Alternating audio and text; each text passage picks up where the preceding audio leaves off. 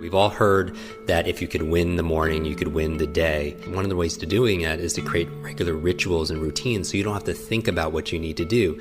And if you could set up routines and habits, especially early in the day, you could benefit from this science and momentum and create positive momentum as opposed to being reactive, like how a lot of people do. They pick up their phone the first thing and they start reacting and driving distraction and reaction as opposed to proactively spending time with self-care and self-love and having a vision and a direction for your day. So let's get into it.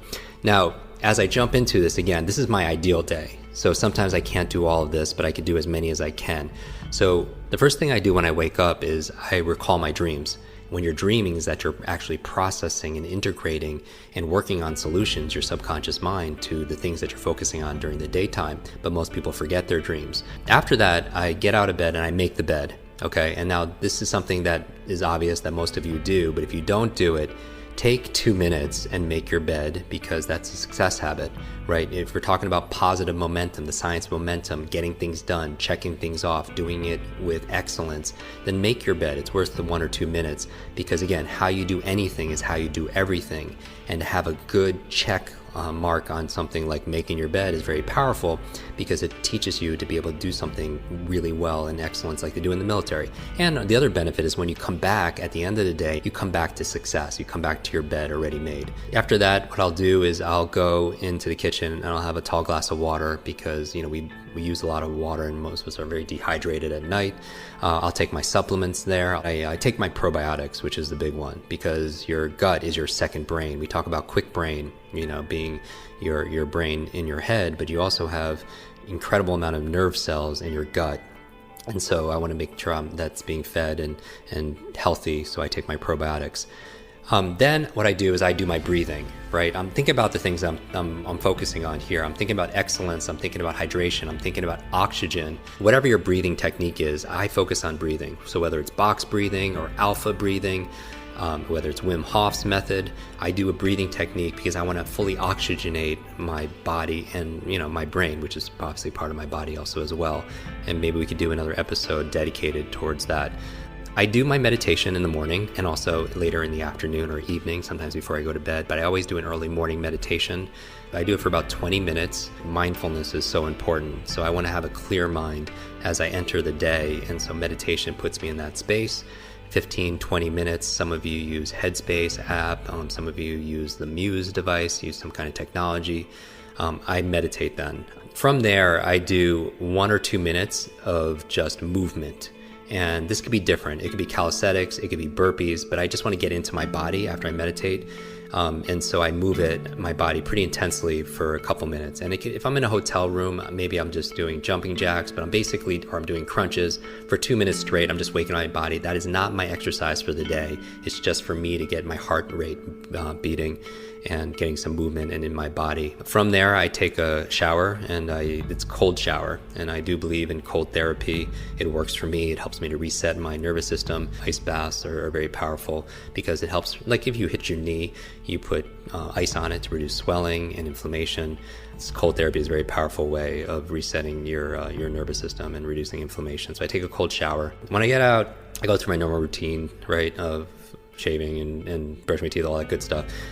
Then I make a tea, and my favorite tea is like a brain tea. It's a combination of gotu kola, ginkgo, lion's mane, some MCT oil, and some other gems. As I go through it, I sip my tea, and that's where I write my journal. And I'm a big believer in journaling. I've been doing it since I've been in college, and I feel like some of the most amazing thinkers of our time and in history, they journal and they keep diaries. I mean, you think about Edison, Einstein, Da Vinci. I mean, their journals are priceless, right?